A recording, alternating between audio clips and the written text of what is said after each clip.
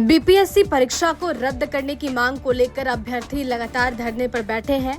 अब इस धरने को विपक्ष का भी समर्थन प्राप्त है।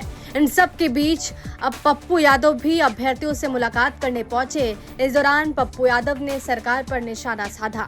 तस्वीरों में देखिए, पप्पू यादव जैसे ही धरनास्थल पर पहुंचते हैं, अभ्यर्थी उनसे शिकायत करने लगते हैं।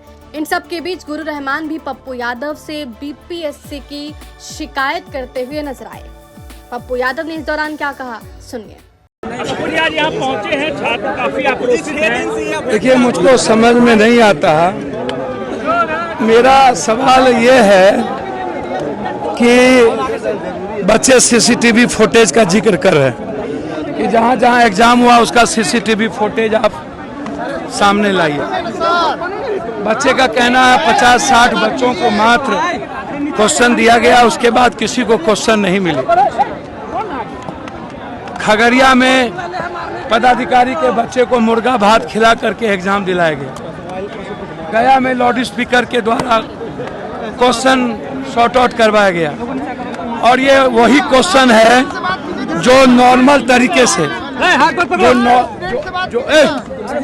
जो नॉर्मल तरीके से जो क्वेश्चन किसी भी कोचिंग के द्वारा जो सजेस्ट किया गया, और वही क्वेश्चन लगातार आप एग्जामिनेशन में भी लाते हैं।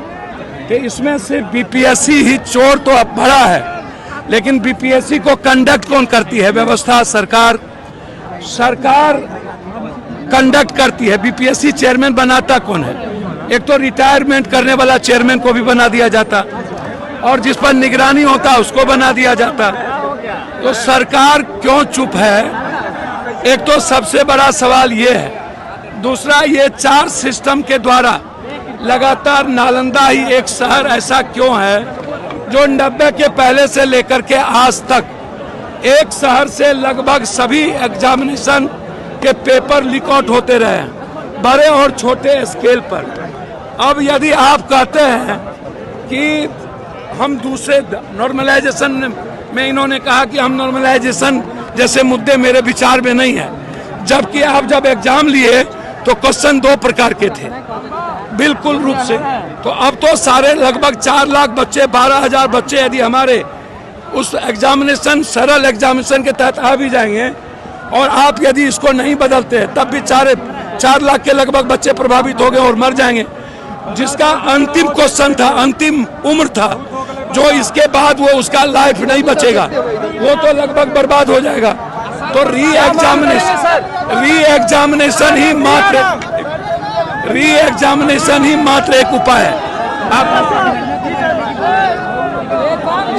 री एग्जामिनेशन ही एकमात्र उपाय है। बीपीएससी गेट पर आप धरना देने जा रहे हैं। सरकार को चाहिए री एग्जामिनेशन। यदि सरकार, हमारे बच्चों का सबसे बड़ा देश का मुद्दा है पेपर लीक आउट, और इसमें सरकार का सिस्टम, सरकार के कुछ लोग, बीपीएससी, कोचिंग और माफिया, सबकी मिलीभगत होती है।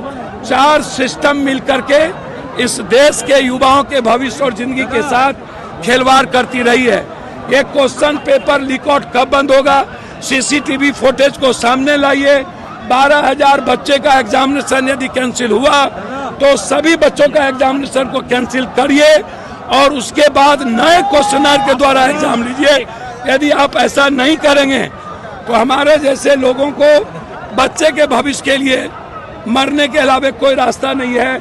जरूरत पड़ेगी, यदि गवर्नमेंट ने कोई निर्णय नहीं लिया तो हम बीपीएससी गेट के आगे हम भूख हड़ताल पर बैठे। आपको बता दें कि लगातार कुछ दिनों से अभ्यर्थी धरने पर बैठे हैं, और अब विपक्ष के नेता भी एक एक कर अभ्यर्थियों से मुलाकात कर रहे हैं। इन सब के बीच बीजेपी के प्रदेश अध्यक्ष दिलीप जायसवाल ने भी अभ्यर्थियों से ये आश्वासन देते हुए कहा था कि अगर इसमें खामियां पाई गई तो इसको लेकर जांच की जाएगी। बहरहाल सरकार की तरफ से अब तक कोई भी जवाब सामने नहीं आया है, और न ही आयोग ने इस पर कोई स्पष्ट बयान दिया है। पटना से सुजीत गुप्ता की रिपोर्ट, बिहार तक।